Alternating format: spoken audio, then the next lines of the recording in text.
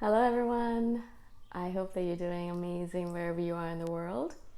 My name is Shikha, and I welcome you to my channel. As always, I'm so grateful that you're listening, subscribing, and commenting. I really appreciate the support. And in this one, I wanted to speak to you about the fact that I've recently been self-diagnosed as having ADHD and autism, or being on the spectrum in some way, shape, or form. And as a typical INFJ or a typical obsessive person, I kind of went in all in, as we all do, and I started researching it. So, I started following a bunch of people on Instagram, and I started reading up about it.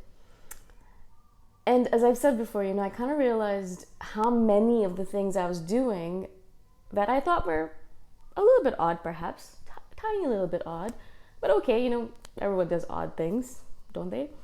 And I just thought it was part of my personality, and I didn't realize that partly, yes, personality, yes, of course, but a lot of it actually has to do with the fact that I am on the spectrum. And it's kind of interesting and ridiculous in a way, because I started watching all these people who are doing exactly the same thing as I'm doing, those traits or those quirks, and attributing it to their ADHD-ness, right? And I had no idea. I'm looking at these and thinking, they do this as well, and it's because of ADHD. I'm baffled, I'm boggled, I'm confused, right? And so I think this is one of the reasons why of course I love the internet and information on there, but I love how people are constantly sharing themselves. And that's the reason I love doing these videos for you, is because it's so important to realize that you're actually not alone. You do these things, but you're not in a bubble. Like, there's lots of other people on the planet doing a living very similarly to you. Even if you think you're odd, there's probably some other person on the planet who's doing exactly the same thing as you.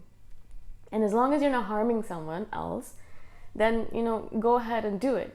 It's your quirk, and good for you.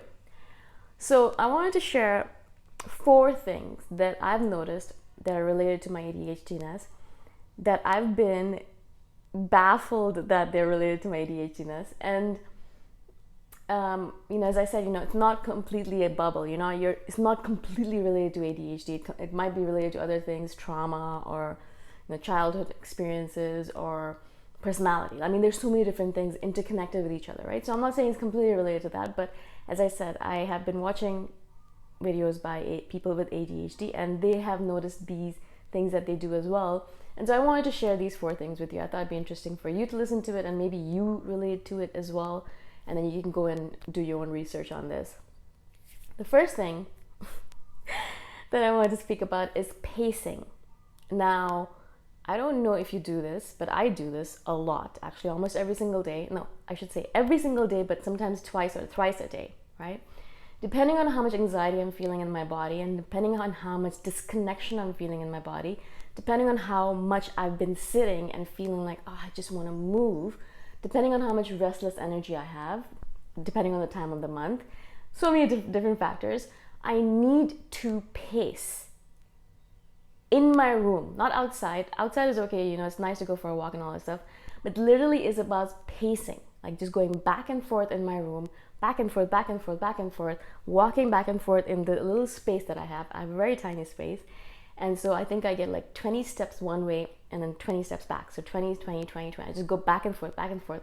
If it was not a concrete floor, or like a floor, like a general floor, if it was a dirt floor, you'd see my steps back and forth, back and forth. Over time, I would kind of grind it out, and you would see like a trail that I was creating. Now, I really like when I am able to move into places where there is a place where I can pace in a circle, because that means that it's easier. I don't have to stop and then turn and then go back, and stop and turn and go back, right? In a circle-ish way, I can just go round and round and round and pace and pace and pace until I feel, yeah, I think I've paced enough now. I feel good now. And I've released whatever I was trying to release.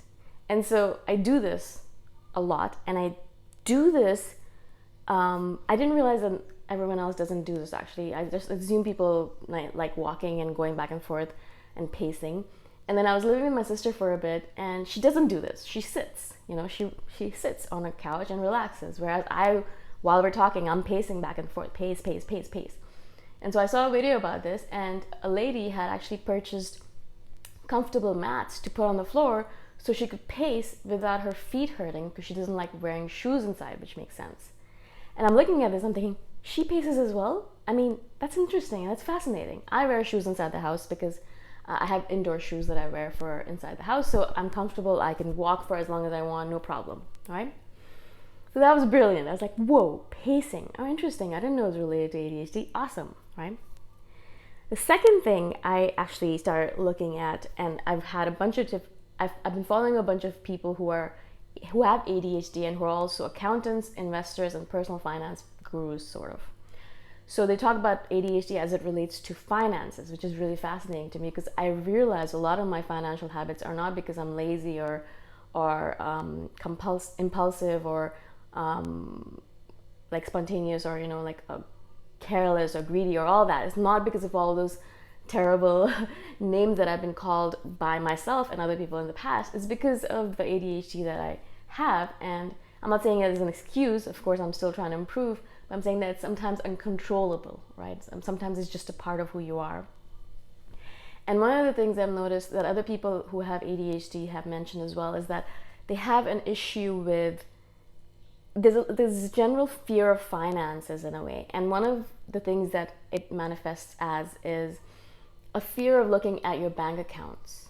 And I noticed this for the longest time. Now that I've kind of settled my finances and I'm more comfortable with it and I'm making money and I don't worry about it so much and I'm comfortable, I don't worry about this so much. But I remember in the past when I was younger, it was such a huge deal for me because I would be so afraid to open up my bank account and even look at it. Not that I didn't have money in it. It was just, there was this like general sense of anxiety associated with looking at my bank account statements. And every single time I looked, it was fine. Everything was okay. Nothing crazy going on, nothing shady.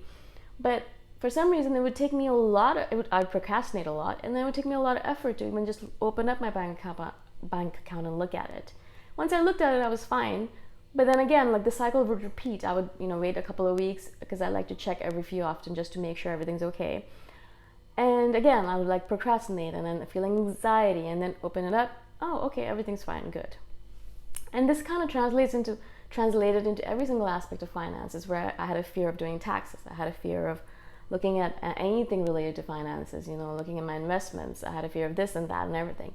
The more I learned about finances, then the more comfortable I got with it, kind of dissipated a little bit. But even now, sometimes I'm looking at myself and my inward world, like my inner universe, and I'll notice this little bit of anxiety about finances and looking at my bank statement. And there's nothing wrong with it, with the bank statements themselves, because they're fine. It's just that there is a sense of like, I don't know what it is actually. I have no idea what it's related to. If you know, let me know. I mean, the people who have this, who had ADHD and have this and kind of mention it on their social media posts, they themselves don't kind of have an explanation for it, right? So I think it's just something that we have to kind of learn to deal with, and I have.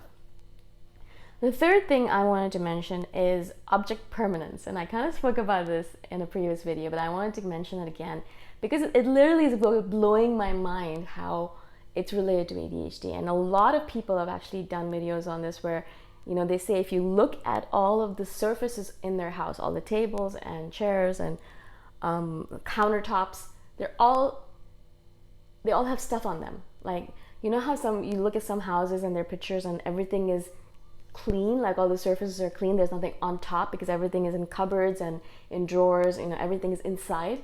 Well, people with ADHD or people who have this kind of object permanence thing, they don't do that, and I don't do that as well. I mean, maybe I'll take a few pictures of my surfaces and show it to you, because every single surface in my room right now, I'm looking at it and it's stuffed, right? It has stuff on it, but all of my drawers are empty, all of my closets are empty. I hate having stuff inside. I have everything on the counter surface. Like, I have cupboards in my kitchen, but nothing is in the cupboards. I want everything on top, especially stuff I use all the time, because as I said earlier, if it's not in my sight, in my view, I forget that it exists. And then my friend who has ADHD as well, she says, well, usually I'll think about it. Do I have this item? Let me go search for it. For me, I don't even think about it. If I don't see it, I assume I don't have it. I don't want to go searching for it. I'm like, maybe it's in the drawer. No, I don't want to search for it. I'll just go and buy another one of those items. And then I'll like, months later, I'll find that item and I'm like, oh shoot, I have 2 of these now. I didn't need that. I've done this with scissors. I've done this with books. I've done this with pens. I've done this with towels. I've done it with clothing all the time. I've done this with undies, ending up with like tons of them. Masks, so it has to be on the surface. It has to be visible. It has to be something that I see every single day when I'm walking past it, so that I know, okay, cool, yeah, I have these 5 masks on this table. I don't need to buy more masks. Because if I don't see them, every single time I'll see masks selling in a store, I'll be like, oh, there's masks selling. I should buy some. I don't have any. It's so funny to me because, I don't know what part of the brain I'm using at that point, because some part of my mind knows, well, I have masks at home. But for example, for some reason, the executive function, I think, is what's kind of impaired in the ADHD person. And that is just completely like non-functional. It's like, hey, we don't have masks. We don't have any masks at all. I've been wearing masks for the last few months and I have them at home, but I don't have masks. It's like this kind of dichotomy of nonsense, because you've been using them for the past few months, so you should have them at home. But for some reason, your brain's still telling you, no, there is no masks at home. You must go buy some. And in this manner, every single time I pass by masks, I would keep on buying them, right? And then end up with 15 or 20 of them until I say to myself, no more. I remember that spot on your table next to the door. There is a spot there. You have masks there. You don't need to buy more, right? And so that's how I kind of organize myself. And it's a really interesting thing. As I said, I've noticed other ADHDers on social media posts mentioning this, and I thought, wow, this is so brilliant. I had no idea this was related to ADHD. I just did it because this is something that I need to do for my own sanity, so that I don't end up with 3,000 of everything, And the final thing that I wanted to say was, this is something that I did not realize, again, was related to ADHD, and that's throwing things out, okay? So I have a humongous, monumental, gargantuan, like the most biggest problem with throwing things out. I have socks that have holes in them that look like they are ratty and don't even cover up my toes or any part of my foot. In fact, I don't even know why they're still there, because they're not in socks anymore. They're just fabric. But I have a undeniable and unavoidable problem where, like, I just can't throw them out. I see them every single day. I put them to the side because I know I shouldn't wear them because they're holey and ratty, and so I don't put them in the same box as my socks, because if I see them, I'll just wear them, right? And so I know they're not meant to be socks anymore. They should be thrown out. But there's this thing inside of me that says, but I don't know what the but is, like, just don't throw it. I just can't throw it out.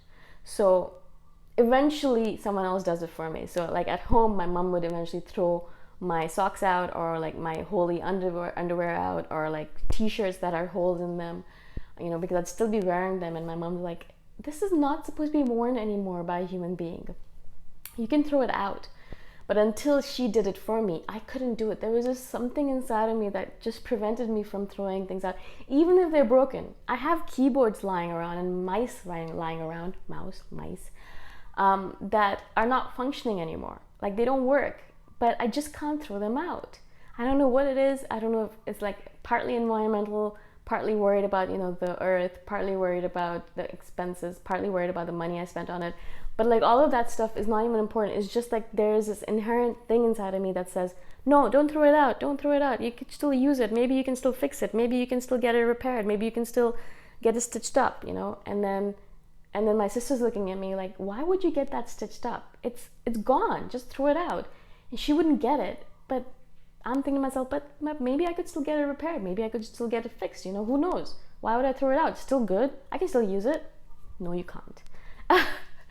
But that's what comes up for me. And this is something that a couple of other people have actually mentioned on their social media posts, giving other people permission. Yes, you can throw out these items. You don't need to worry about it anymore. Just throw them out. And it was really actually nice to hear that, because I was like, oh, okay, so other people have this problem as well. Not that I've gotten better with it. No, I haven't. I still haven't thrown out those socks. But but at least I know that this is part of my quirky personality, and that, you know, I can start feeling less worse about it, because I look at all these items that I still have that are torn and broken apart, and I couldn't throw them out, and I thought to myself, am I cheap? Is that why I don't do this? Or what's wrong with me? Why can't I do it, you know? And now I realize it's just that, you know, just ADHD, just that part of my interesting personality. And that actually gave me a lot of peace. So maybe eventually in the future I'll throw these items out, but yeah, I haven't done that yet. So those are the 4 things I wanted to mention that I've realized are related to ADHD, and I would love to hear your opinion or thoughts, or, you know, comments on this. You know, what resonated with you, and if you have ADHD, or if you're on the spectrum, let me know. You know, how is it for you? What are the things that you notice are related to it? Of course, I think INFJs and ADHD and all the different personalities, I mean, there's a lot of interlap, of course. Like, there's a lot of interconnections. So, you know, you can't just say it's just because of this or just because of this. You can't put them into boxes like this. But it's still fascinating to learn more about this stuff. So let me know in the comments below. And again, I'm so grateful for all your support. I shall see you in the next one. Bye for now.